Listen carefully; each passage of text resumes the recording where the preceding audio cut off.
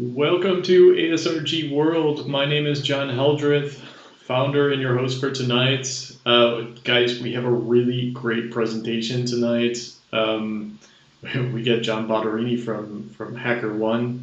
Totally excited about this. But before we jump into all of the presentations, since I forgot last week about our little questions at the beginning, I thought this week I would try to not forget about it. So I have a few questions for everybody tonight. And of course, the first one is always, where are you joining us from tonight? The way this works is that you just go to pollev.com/ASRG, and you can just kind of point on the map where you're joining us from tonight. It's totally anonymous. We're not using it for statistical analysis or getting all kinds of tokens or whatever. It's here just to kind of see where the people are joining from, see maybe that, oh wow, there is someone from India joining, or there is someone from the US joining. So I'm just going to leave this here for a few minutes while everybody gets into the webinar and starts to log into pollev.com/ASRG. Looks like someone's already logged in there, coming from the UK. Welcome. Just so you guys know too, while we're doing the presentation, we won't have questions to interrupt the presentation. But at the end of the presentation, we will have some question and answer.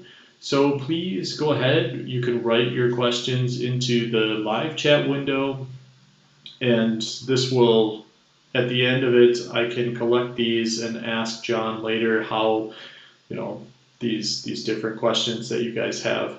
Please feel free also to use the live chat window to say hi, where are you coming from, what's going on. This is a webinar for you guys, okay? So, looks like we have some people from Canada joining. I see Brazil as well. Welcome, guys. UK, glad to see it. Very good. Just gonna wait a few more minutes here while people are getting into the webinar. We're still a little early. Egypt, welcome.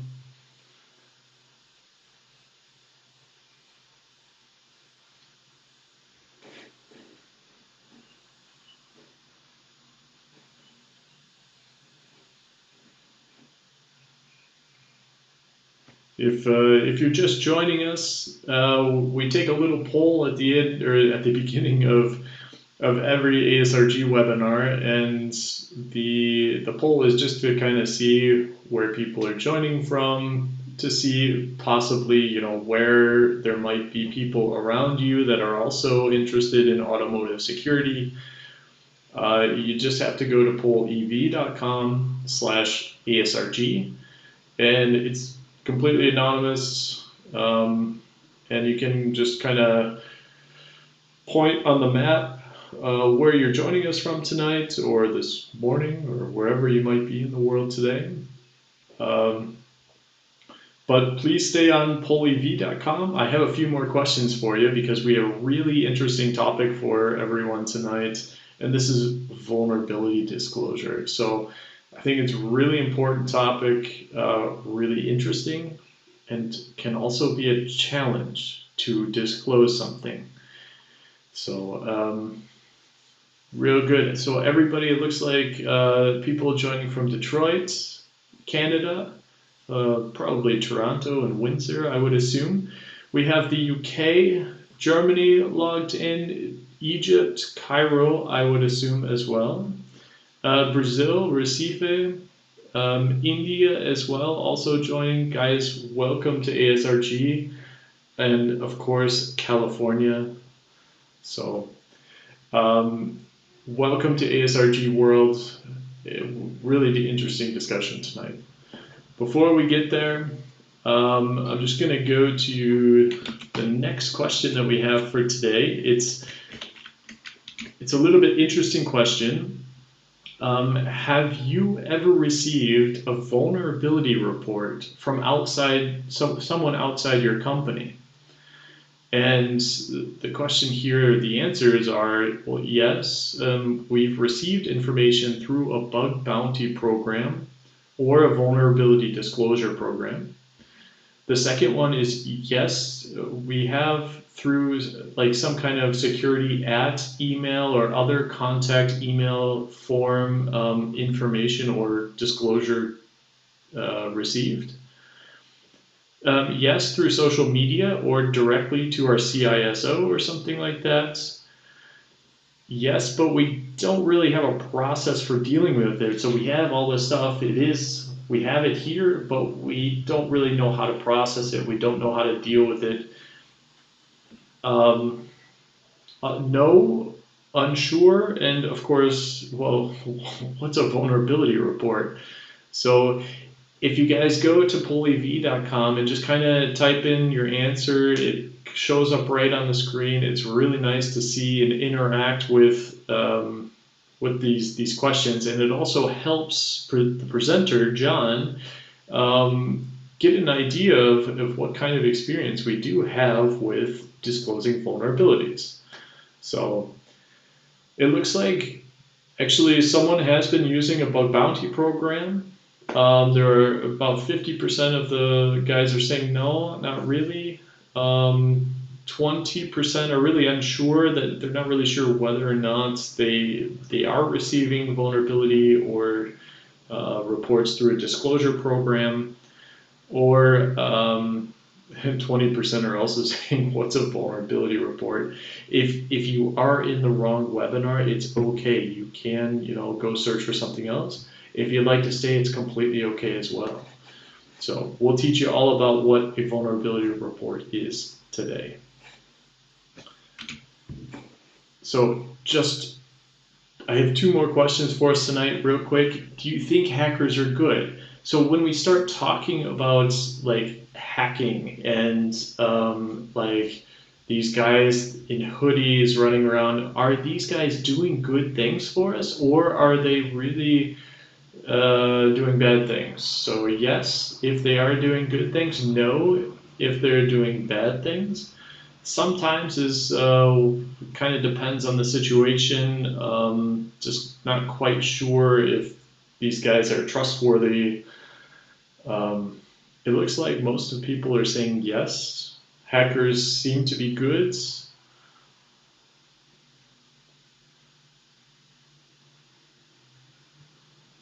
Yeah. Okay, and sometimes. So, all right, but at least most people think that hackers are doing something positive for the community. 67% said, yeah, looks good. People are usually doing good things, and 33 around sometimes. So really nice. And one last question for everybody.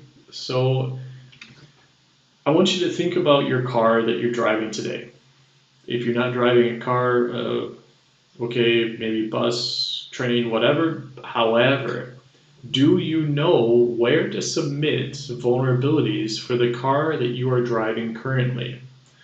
And this is really important because knowing where to disclose vulnerabilities is just half of the problem. Or finding the vulnerability is just half of the problem.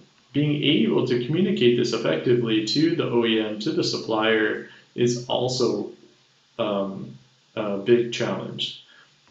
So the answers that we have here, yes, I've done it before. That's great. Glad to hear it. Yes, of course. I think so. No, not really. And cards are vulnerable? Question mark? Yeah, of course not, right? So, anyways, just quickly here, we do have some people responding. Yes, I've done it before. Great. That's really great to hear.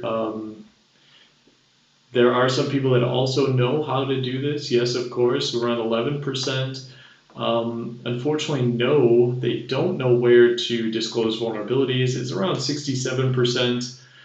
And then 11% are also saying, hey, listen, what's vulnerability and why is it in cars? Can I order that option? Maybe, don't know. All right.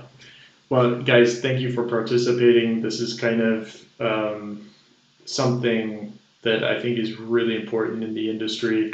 Is also, these questions help us get a better idea of the audience, and it makes some fun as well.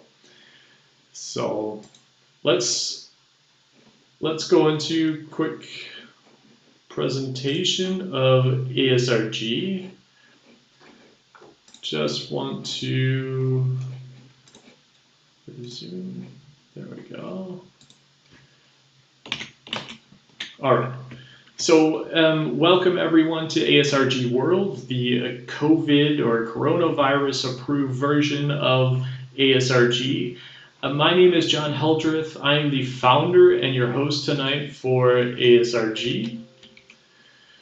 We have really a great presentation for you tonight. As I said, we have Jon Bottarini here from HackerOne. He's going to be speaking about vulnerability disclosure.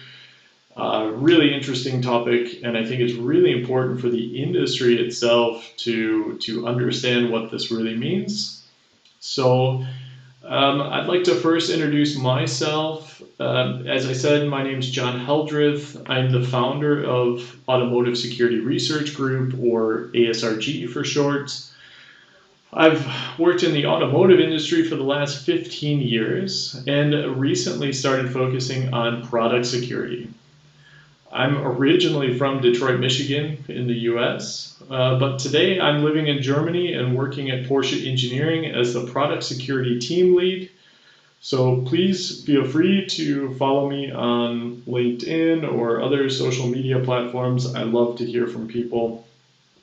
So just quickly, I want to go over what the Automotive Security Research Group is. It is a nonprofit company focusing on the advancements of the automotive security industry. This is a community to support the coming together of two areas of competency, so the IT security market and the automotive market.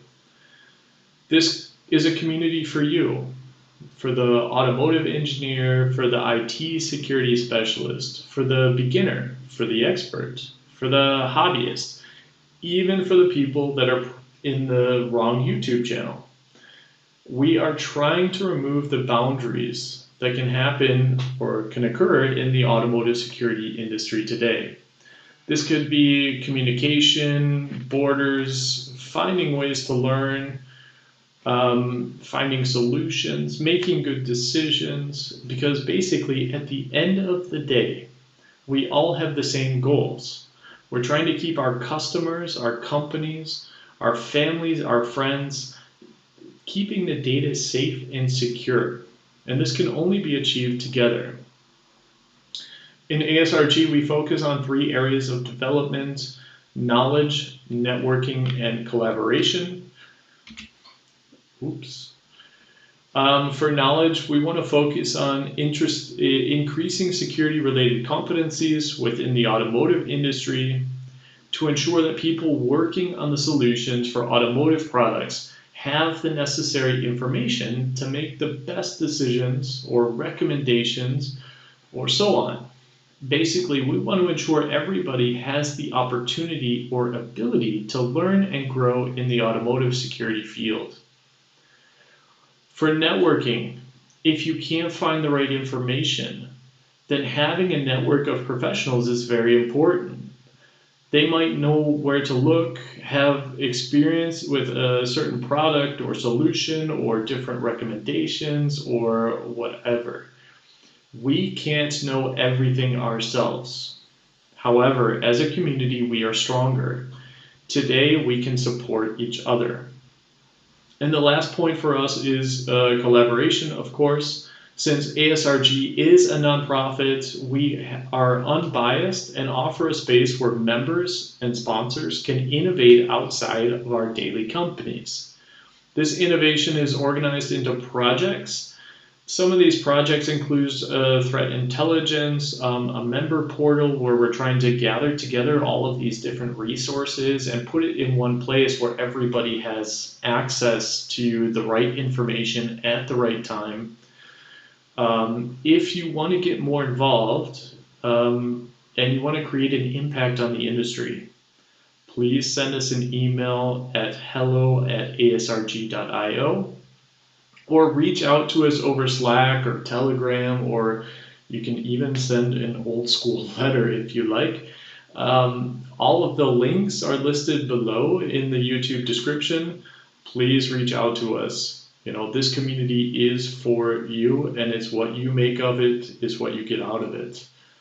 So, great. Guys, we have so many cool webinars coming up. I just want to take a moment to show a few of them here.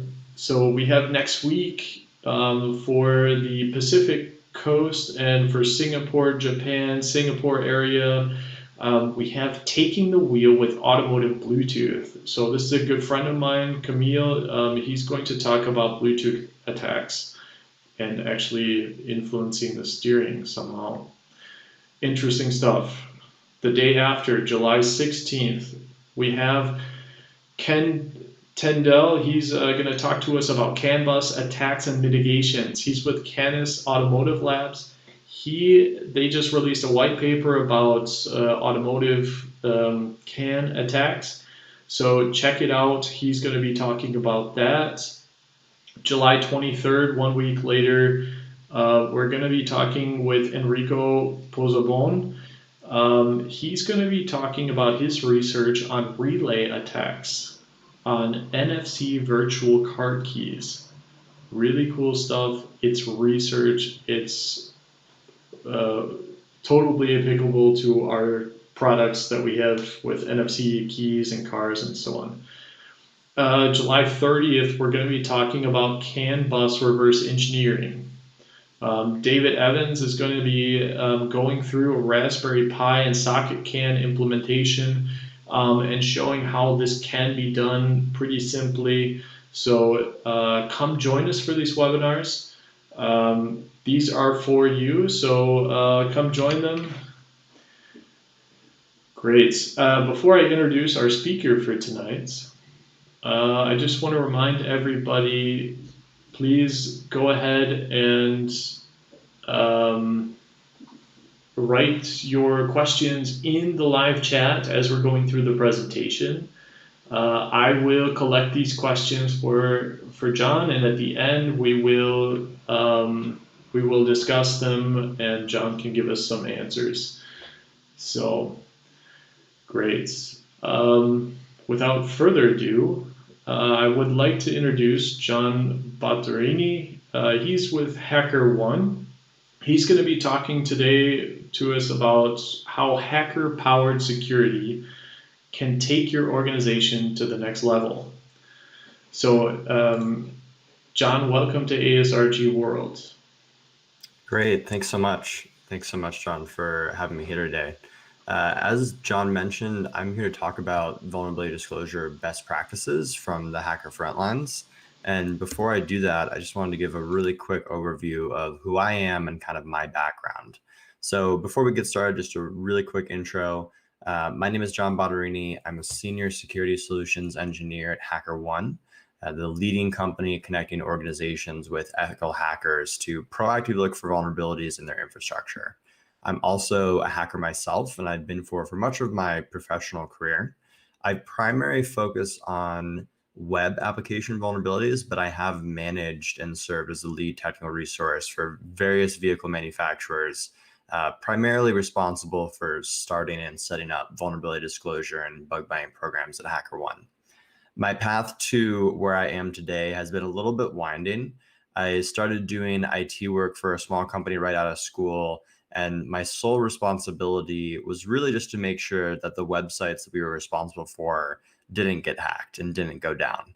And what I noticed really quickly is that they kept getting hacked over and over again. And this was back in the days where if you installed 50 WordPress plugins, your sites are going to go down quite a lot. So I was kind of forced to, by necessity, to understand how vulnerabilities work and how hackers are breaking into these different sites, because at the end of the day, it was up to me to fix it and start securing them. So through that process and through path, that's kind of where I've gotten to the point of where I am today, and what really I'm passionate about now when it comes to security. So we'll kick off this session by diving into the problem that a lot of organizations, but primarily auto organizations, face and explore a potential solution, that solution being vulnerability disclosure. And we'll look at this from the perspective of hackers and the companies who work with them. We'll take a look at a few case studies, explore the outcomes from such vulnerability disclosure programs, and then dive into some industry best practices that come out of all of this. At the end, as John mentioned earlier, I'll have some time just for question and answer, and would love to hear from you throughout in the chat section. Before we dive in, I've used a few terms already, but I wanted to call out a few of the key terms I'll be referencing throughout this slide. The first one is BBP, or Bug Bounty Program. This is a pay-for-results model where ethical hackers are paid for finding real-world security vulnerabilities. And the next one is going to be the main focus of this presentation, but Vulnerability Disclosure Program, abbreviated as VDP. It's a see something, say something process in security. And we'll dive into more about what this means a little bit later on. And Hacker, which we had a question earlier in the beginning of this entire webinar. And that question was, do you think that hackers are inherently good? So I'm hoping that your opinion of whether or not hackers are good or bad at the beginning of this presentation changes near the end. And hopefully I convince you that there are good hackers out there that are trying to do good and are trying to help your organization find vulnerabilities before the criminals do. So let's start off with the problem statement. I think we can all agree that every internet-connected organization, and certainly every automotive company, has a cybersecurity problem, whether they choose to acknowledge it or not. Responsible businesses understand that they, and by that the data they manage, are under constant attack and will be for the foreseeable future, unless we decide to go back to the Stone Ages. No organization of any size can say ever again they didn't understand what they were up against. There's been way too many headlines about weaponized social networks, third-party developers misusing data, and PII being put in the wrong hands. Even the best funded companies devoting the most resources to security are not immune to this problem. Breaches at the world's biggest companies make the headlines every single month. And this is a headline that we all would like to avoid. Your company becoming the headline of the day and the latest to suffer a cyber attack. The consequences of getting hacked aren't just measured in downtime anymore. They're measured in billions, potentially billions of dollars that are lost, and sometimes requires upper level leadership, including like the CEOs being shown the door, as we've seen in some of the past major breaches in the couple of years prior. So at the same time, we're also seeing headlines like this, showing that cyber attacks are expected to rise even more over the next 5 years, when we have a majority of new cars having some sort of connected technology. There's a report that was released by this cybersecurity firm called Upstream Security. And according to that report, 2020 is a big year for the connected car market. This is the year that it's expected that the majority of vehicles that are sold in the United States will already be connected to the internet right out from the factory. So that represents a large base of potential targets for malicious hackers to go after. What this really means is that the malicious hackers are not only going to be able to access your car's existing automated and digitally connected systems like key access and GPS, but they're also going to be able to access a range of information about you as a consumer and your digital profile associated with your vehicle.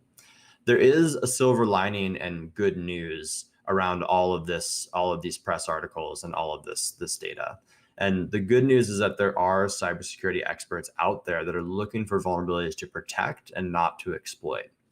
The problem, though, and this is the problem statement that ties this all together, is that even if they're finding these vulnerabilities without a clear way for them to submit their findings to the car manufacturers who could be affected, we end up in the same place that we started.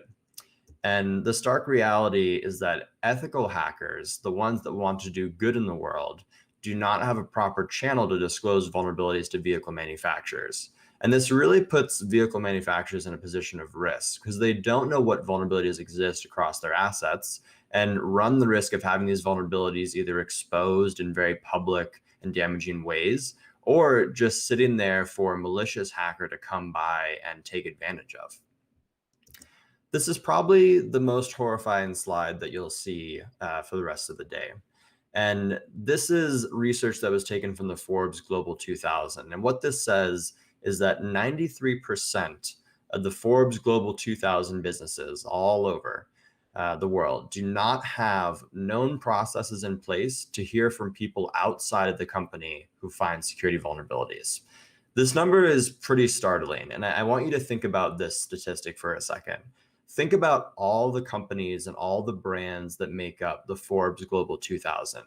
For many of these companies in the Forbes Global 2000, these are household names.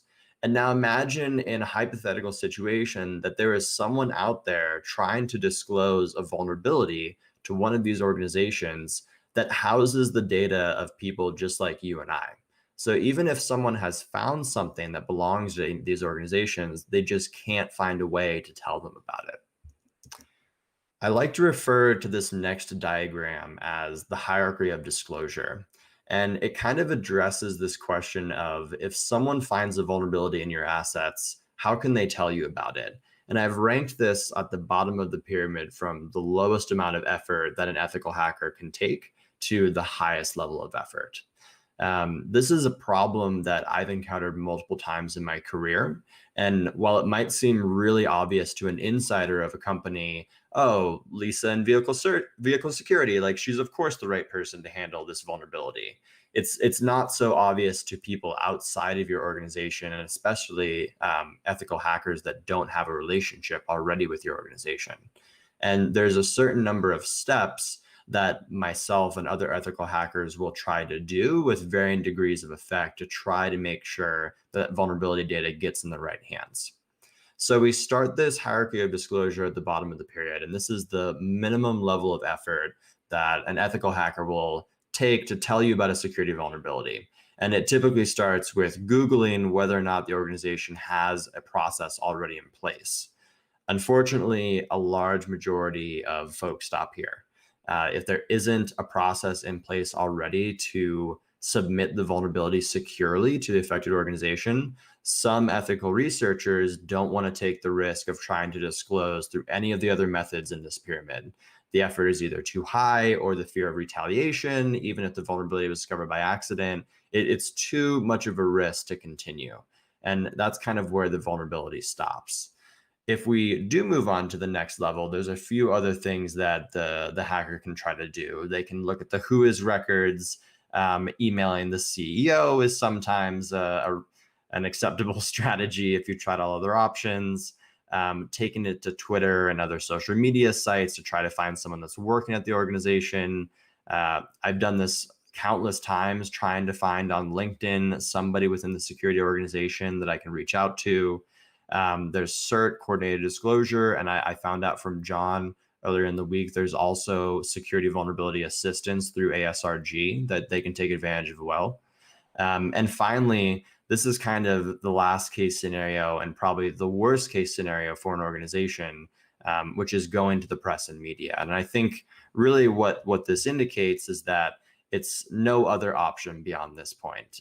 If this is a vulnerability that's serious enough that affects a lot of everyday people, sometimes it's unfortunate, but the only way to get that organization's attention and share that vulnerability details with them is by going to the extreme measure of contacting press and media. So with that in mind, 2/3 of hackers say they found bugs and chose not to report them to the organization. And when we asked those hackers why, there's roughly 21% that said that the companies don't have an obvious channel through which report findings can be submitted. 15% say the company was unresponsive to previous bug reports. So this is kind of crazy when you think about it. If there is the ability for you to go through this entire pyramid and work through this entire process, and let's say you get lucky and you do reach somebody within the organization, 15% of these hackers that we surveyed said that, yeah, I reported something, but they didn't even respond to the vulnerability that I reported. And that's really a shame, because it leaves potentially catastrophic security gaps in place if they're still unknown to the security and development teams. And of course, open for criminals to exploit at that point. So when you zero in on the list further of these different types of industries, you'll find that financial services companies and organizations that are notoriously concerned with privacy compliance, they're leading the way, with 15% of the Forbes Global 2000 FinServ companies having a way for organizations to receive vulnerabilities from outsiders. Transportation companies are at just 7%. And these include big names that already have vulnerability disclosure programs like Toyota, General Motors. There's airline companies too, if we talk about transportation. And telecommunications does a little bit better. They're at 8%. There's a lot of room to grow here, not just for the auto and transportation industry. Now, if you zero in on the top automotive companies, 4 out of the top 10 vehicle manufacturers do not have known vulnerability disclosure policies. This just goes to show how this peer review mindset of vulnerabilities and applications that are out there is being adopted by some of the most progressive minds in the industry, but it still isn't widely adopted outside of the top 10 and throughout the rest of the industry and smaller organizations. I've already mentioned this a few times, but what does a solution actually look like for this problem? One solution is for vehicle manufacturers and transportation companies in general to implement a vulnerability disclosure program. And really what this does is provide an outlet for security researchers and ethical hackers, and even regular users, sometimes non-security people, to responsibly submit security vulnerabilities directly to the organization that's affected. So what does a vulnerability disclosure program, or a VDP, look like? Vulnerability disclosure programs are a form of crowdsourced security. It's a more reactive approach by publishing a process that informs people outside of your organization what to do if they discovered a potential security vulnerability in your systems. The US Department of Defense, they have a vulnerability disclosure program, and they describe it as the see something, say something model of the digital world.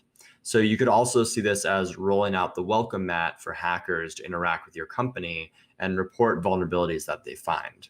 And more increasingly, I see vulnerability coordination being required for compliance in certain industries, and I'll tie that in a little bit later on a separate slide. We can't talk about vulnerability disclosure programs without also briefly mentioning bug bounty.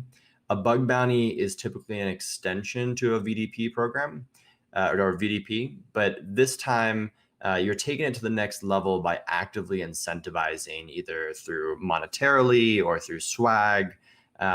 You're trying to offer cash for valid vulnerabilities. And this is a much more proactive approach.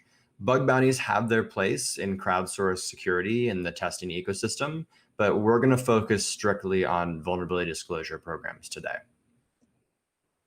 So a VDP provides a way to receive security reports from external security researchers. As I mentioned earlier, it's the see something, say something policy for security. Without a VDP, you have no idea if a vulnerability exists, no way for someone to tell you, and you have the risk, which is that a vulnerability is shared with a wrong member of your organization, or even publicly, like we saw in the hierarchy on social media or through the press or media. This idea of collaboration in security is not a new concept. Scientists and academics, they live and breathe peer review. And you can get the biggest brains in the world together in one room, but there's nothing like opening up your work to the rest of the brains in the world. And you're guaranteed to learn something through this process. That's why a company invites hackers in and gives them the outlet to report security vulnerabilities. You get the best and brightest minds, as many perspectives as possible, looking at your assets and really trying to do good in finding those vulnerabilities. And finally, the last bullet here is you don't know what you don't know, and a VDP allows you to get more visibility into that dark area that you're not sure of. There's a few different types of vulnerability disclosure programs, and they come in many shapes and sizes, and they can also be customized based on how visible you want the program to be. At the most basic level, having a security at email is an easy way to receive vulnerability reports. And what I mean by a security at email is think about a company like HackerOne. If we were to start a VDP program, it would be an email address that is security@hackerone.com or security@google.com. This is kind of the minimum level of effort that you can go through in order to share an email address with ethical hackers if they wanted to tell you about a vuln. So this also allows researchers to remain semi-anonymous with a throwaway email account. And this is just another option that you can give them if you want to have that anonymity in place too. You can also use an embedded submission form on your website if you want to ask specific questions during the report submission process, instead of having that back and forth with the researcher through email. And finally, you can partner with a third-party security vendor to ensure that your program has maximum visibility. And we'll briefly take a look at what that looks like on the next slide. So GM is an example of a company that has opted to have a highly public vulnerability disclosure program, which is hosted on HackerOne. You can browse to this page right now by going to the site. They've received hundreds of reports since they launched back in 2016, and really have been able to work hand in hand with security researchers on and off the platform to resolve vulnerabilities in their vehicles and online assets. Their program is designed so that it lists out the guidelines they would like researchers to abide by when conducting research, and also includes safe harbor language. Safe harbor language protects hackers from potential legal retaliation as long as the hackers comply with the General Motors and HackerOne's policies regarding this specific vulnerability disclosure program. You shouldn't just do a VDP because the other big players in the industry are doing it too. But if you do need another reason why a vulnerability disclosure program is a smart idea, look no further than regulation and compliance. Industry-specific compliance frameworks and upcoming automotive standards, there's one of them called ISO 21434. They're just another reason to start a vulnerability disclosure program. Just because you're compliant doesn't necessarily mean you're secure, but think of compliance as almost like a cherry on top of all the other benefits you'll get from a vulnerability disclosure program within your organization. The NHTSA, they published this recent publication, which was called the timely, it was called Cybersecurity Best Practices for Modern Vehicles. And they had a section within this report, and I'm linking to this report later on in the appendix. It said that the timely detection and rapid response to potential vehicle cybersecurity incidents is a preferred approach to vehicle cybersecurity.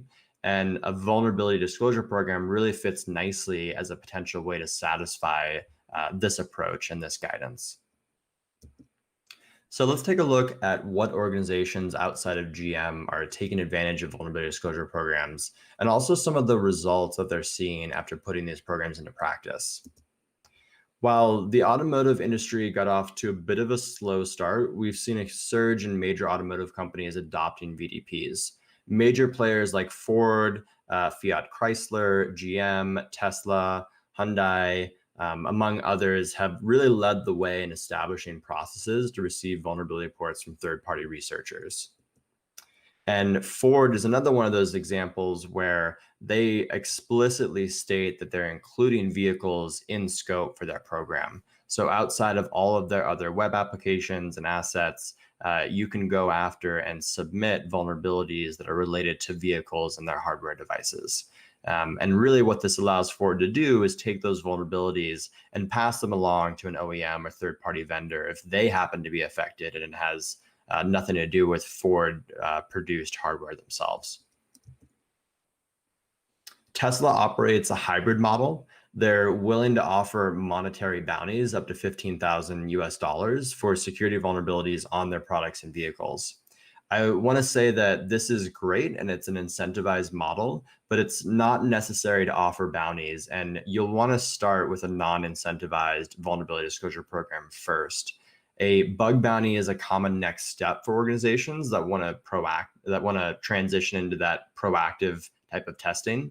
And that's really a chance for you to engage much more heavily with the ethical hacker community.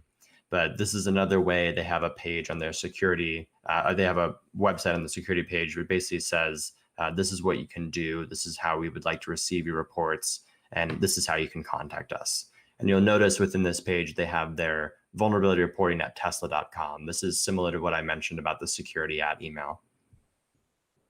So what's the results from these different programs? Every year we collect data from the programs that we run at HackerOne just to give you an idea of what organizations can expect to receive when they first spin up a vulnerability disclosure program. So this data was collected across all of our programs at HackerOne. And it's important to note that this not only includes the web applications, but also vehicles, mobile apps, source code, and even hardware itself. One of the top vulnerability types reported on HackerOne in the past year, and I think it's one of the top in the OWASP top 10, cross-site scripting. We see this a lot. It's probably the most reported vulnerability across all the different industries, just in terms of volume. It's not to say it's the most impactful vulnerability, but it's definitely the most common. And we have started to see in certain industries, information disclosure surpass cross-site scripting in some of those industries. Less than half of the HackerOne top 10 vulnerabilities overlap with the OWASP top 10, and OWASP is Open Web Application Security. We even published our own HackerOne top 10. And really what this is, it reflects the vulnerabilities that are most frequently discovered and by proxy also paid out through our platform. And you can see that the automotive and ground transportation sector or industry has a lot of similar types of vulnerabilities in terms of volume to other types of industries all over the world. Every 5 minutes, a hacker reports a vulnerability on the HackerOne platform. And over the past 3 years, there's been roughly 72,000 vulnerabilities that have been submitted to strictly vulnerability disclosure programs by hackers outside, unaffiliated with the organization itself.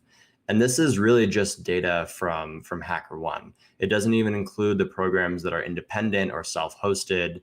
And this just goes to show that if you give researchers the ability to submit vulnerabilities to you, you will have that payback in terms of hackers working with your organization and submitting vulnerabilities to you. And that collaboration is really, really important.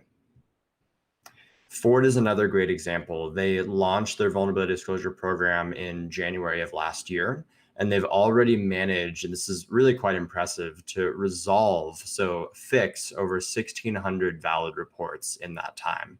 That's roughly about 80 resolved reports a day. This takes a ton of internal coordination and means that there are 1,600 vulnerabilities that no longer exist just by working and having this outlet to work with the ethical hacker community. So I wanted to dive a little bit deeper and leave everybody on this webinar with some best practices and takeaways from this talk. Hopefully I've convinced you that there is a problem in the industry and that there's folks out there that are trying to solve it. And in the event that I've inspired you to start thinking about setting up a vulnerability disclosure program in your own organization, I wanted to share with you some best practices that I picked up in the couple of years that I've been doing this myself. So my first piece of advice has to do with implementing your VDP. And really what I want to get across in this slide is that your VDP should not be implemented in isolation. I'm making a big assumption here, and I assume that most organizations have some sort of a secure software development lifecycle, which hopefully combines typical security functions like secure deployment and pen testing along the way. And this slide is really to show that VDP is just a natural part of this process. In some ways, a VDP acts as one of the final catch-alls for vulnerabilities as they flow through this flow. The earlier in the software development lifecycle the vulnerabilities are reported, the less likely that they're able to be exploited. But for any vulnerability that does manage to make its way through and reach production, a VDP allows you to find it and fix it and take this learning back to your development teams to ensure it doesn't happen again. And it's really a learning process too for your development and your engineering teams. Having real world vulnerabilities discovered by external third parties it goes a long way in leveling up the knowledge internally about the different types of attacks and the different types of vulnerabilities out there. The purpose of this slide is not to say that you should abandon your penetration tests and turn off your WAF. Although, if I'm being honest, the web application firewall never really did much to begin with me. But rather, this slide is trying to say that you should utilize a vulnerability disclosure process or program just as another layer on top of your existing security processes. And a VDP really complements every part of a software development lifecycle. And really, ethical hackers act as one final line of defense. One thing you'll want to do prior to launching your VDP is establish and create a VDP team. The VDP are commonly called the disclosure team, usually consists of a handful of security experts within your organization who also have a good working relationship and a deep understanding of the different business units. This is really important for large multinational corporations. Since you'll never really know what types of vulnerabilities you're going to get through your VDP, having a good idea of the different stakeholders within your organization is critical to ensuring that the vulnerabilities reach the right place. If you've established your team, it's also important to establish what this process looks like. So establish the cadence and the routine to make sure that the team you've brought on board knows what their role is and knows how to go through and manage the vulnerabilities that you're receiving. So start your day by reviewing the vulnerabilities that have been submitted. Make sure that you're classifying and prioritizing the most impactful, the most critical vulnerabilities, and also following up on previously identified bugs. And throughout this process, I think it's also important to have some level of transparency with the original hacker that submitted that vulnerability. Because if we remember back to my previous stat, there's a large percentage of organizations that just receive the vulnerability and then never reply again. So from a hacker, it's really difficult to know if the vulnerability is actually being fixed. So having that level of transparency and just letting the researcher know that you're working on the problem, that you've addressed it, is really critical. And finally, routing these vulnerabilities to the right department. So you don't want reports left in limbo. Identifying owners that are going to take responsibility for fixing these bugs is also really important, so you can get them fixed as soon as possible. And also identify optimizations. So there's going to be certain assets and certain types of vulnerabilities that over time, you'll realize certain groups are better able to handle and to fix. And that optimization, automation comes later down the path too. So at its core, it's a team effort. A vulnerability disclosure program should be a shared responsibility across your business. And as you communicate the idea and the concept of a vulnerability disclosure program internally across your organization, you can use this graphic below as a bit of a cheat sheet to give the different stakeholders an idea of the major parts of just the vulnerability flow and the part they are specifically responsible for. And you would primarily hope to have either an individual person or maybe a combination of people assigned to each one of these tasks. So someone responsible for receiving and prioritizing the vulnerabilities, someone responsible as kind of like the telephone operator, moving these vulnerabilities to the right team, and also relaying back information to that first set of folks that are communicating directly with the hackers about the remediation progress and the vulnerability fix timelines. And finally, most importantly, closing the vulnerability report or letting the original researcher know that the report has been resolved. That's kind of the last step in this vulnerability management framework. So I have a few key takeaways from this discussion. And the first one I can't stress enough. You don't want to wait until you have 100 vulnerabilities to figure out which bug belongs to which team. Have an idea of your attack surface before you start, and also the owners and the groups that are responsible for each part of this attack surface. That way, when you do get a vulnerability through this program, and I assure you, you will get a vulnerability through this program, you can route that vulnerability to the right group as soon as you receive them. Key takeaway number 2 is to start small and scale up over time. When you first launch your program, you're going to spend a lot of time getting familiar with the process and the people involved, and also the hackers that you're going to be working with. The last thing you want to do is let your press and marketing teams go wild with a promotion of your VDP from day one. All this is going to cause is you're just going to be inundated with a tsunami wave of vulnerabilities. And no one wants that right off the bat, especially the development teams that have so graciously joined forces in helping you trying to resolve these vulns. And finally, key takeaway number 3, hackers are human and transparency is key. Don't leave hackers in the dark. You don't need to overshare information with them, but giving them brief updates on how the vulnerability remediation is coming along is always nice. I mentioned this before, but I hate reporting something and then just waiting months or sometimes even years, not knowing if the vulnerability has been delivered to the right team or is currently being fixed. Having some type of respect for the hackers that are submitting these vulnerabilities to you is really important, and it goes a long way with establishing those relationships over time. So in conclusion, with all of these key takeaways in mind, if your company has any type of presence on the internet, you should really consider having a vulnerability disclosure program. It really is the best way to not only find the blind spots in your organization, the vulnerabilities that are out there, but really provide an outlet for those ethical hackers to submit vulnerabilities to you. Additional resources, if you want to learn more or if you're curious about some of the stats within this slide deck, we have a security report that we publish every year that just kind of summarizes all of that data about our programs and about the types of vulnerabilities that we've had. And that's also covered in the top 10 vulnerabilities reports. And I think, John, this slide deck will be shared afterwards, right, with the participants? Yeah, that's correct. Great. So we'll be sure to share this slide deck afterwards. I also included some links in here to the National Highway Transportation Safety Organization. Like, I included that link as well to the report if you want to read that. And also the HackerOne program directory. So if you have a vulnerability, I know one of the questions earlier on was, have you ever tried to report a security vulnerability to an organization?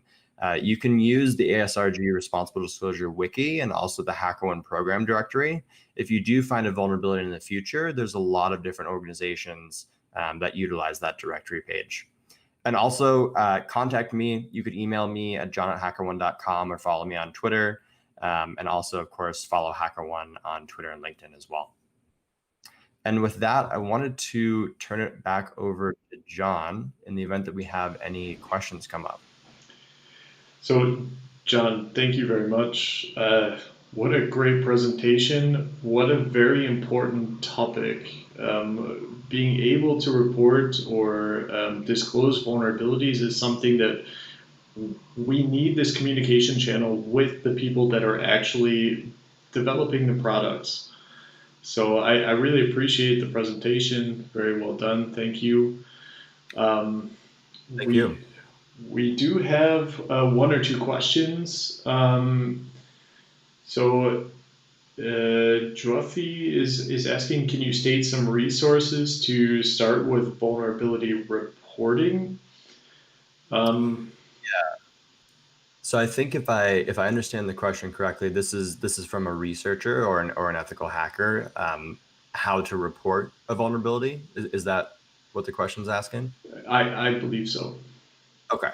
So definitely, there's a lot of resources out there. I think one of the things that you want to always keep in mind as a researcher is you have a deep understanding of the vulnerability that you've found, but the organization does not. So including the information in a succinct but also thorough way to the organization itself. So detail how you found the vulnerability, detail a summary of what is this vulnerability, and very clear steps on how to reproduce it. That's really key to making sure the vulnerability gets in the right hands.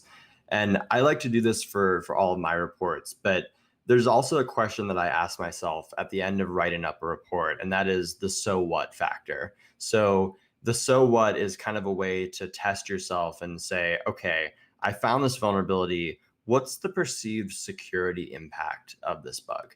And what's the potential for this vulnerability, so I can explain to the organization why they should take it seriously and why it actually is a security vulnerability. Yeah. So if you're familiar with reporting bugs in the past, you probably have your own type of template or process that you follow. If you're brand new to this and you're doing this for the first time, you can go to HackerOne.com. We have a few templates. If you go and submit a report to some of our programs, that's a really good template that you can use. But the earlier points I made earlier about making it very clear, making sure it's easy to reproduce, and then including that impact section is going to be key. Okay, great. Thank you very much. And so what happens if there isn't a vulnerability disclosure program, and you don't want to be public about it? So I'm imagining that this is from the viewpoint of somebody working in an organization that doesn't have a VDP. That's Is that how correct. you read that? Yeah. Okay. So, I mean, the reality, if you don't have a VDP, is that you're never going to find out about the vulnerability. And you really run the risk of either the hacker going publicly and saying, "Hey, I can't reach this organization. Can somebody help me?" And of course, the worst case scenario is we think back to that slide where you are in the press headlines, right? And not to like scare anybody, but this is usually the result of somebody ethically finds a vulnerability, they try to report it to you, there's no process in place, they forget about it, and then somebody else comes along who's malicious, finds a vulnerability, and then takes that vulnerability and exploits it, right? So the downsides of not having a vulnerability disclosure program are you're never really going to know what you don't know, and you're actually putting yourself in an immense amount of risk with the potential disclosure or the exploitation of the vulnerabilities that are unfixed out there in the wild. Yeah, I totally agree with you. Vulnerability disclosure for me is one of those things. It's how you communicate with your community, hacker community, right? Even for the people that find something that aren't particularly hackers, but they find something that is not functioning the way that they believe it should, and how do you give this information back to the supplier, the OEM? So I don't see any other questions, John. I think you covered everything very well. I did receive a lot of feedback that's really interesting stuff. So from my point of view, I think we can close for today. I have to, John, to thank you for your time, your effort here tonight. John, would you like to say anything before we close for today? I just want to say thanks so much for the opportunity. ASRG is such a really, really great organization, just advancing automotive security in general. And HackerOne and myself are just really, really happy to be a part of it and to share with you today. So thanks again, John, for all your work on this. Of course, this is something that we have to do together. So I appreciate your effort, your time here. Guys, next week, don't forget, we also have the next webinar, so tune in next week and we'll see you then. All right. Have a good evening, a good morning, a good day, wherever you might be in the world.